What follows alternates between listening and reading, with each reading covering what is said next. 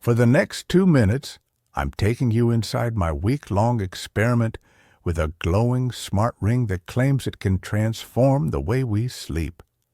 Every night, this titanium circle rested quietly beside me, pulsing faint cyan as its tiny sensors mapped my heartbeat and movement. 7 identical bed shots stitched together, one for every night, promise a quick story, baseline, tweaks, and final verdict. Here's the view I saw each night before lights out. Ring on, phone off, no other trackers. The ring would be judge and jury. Night 1 gave me 6 hours total, with deep sleep stuck at 45 minutes. Nothing special, nothing awful, just a data baseline. The ring's dashboard confirmed what I felt. I woke groggy, brain still in first gear. By day 3, the ring flashed a late caffeine spike. Turns out my 4 p.m. latte was wrecking slow-wave sleep. That single habit cost me 23 minutes of deep sleep, so I ditched the cup the same afternoon.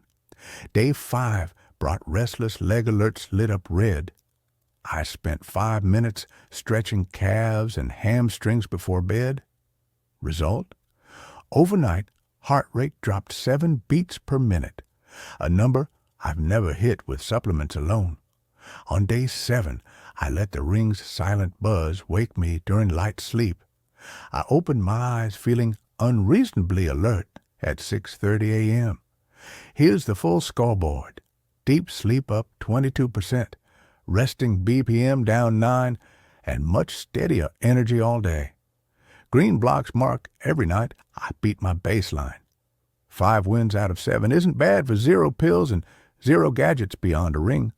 So, hype or help? For me, help, at least when I listen to its nudges.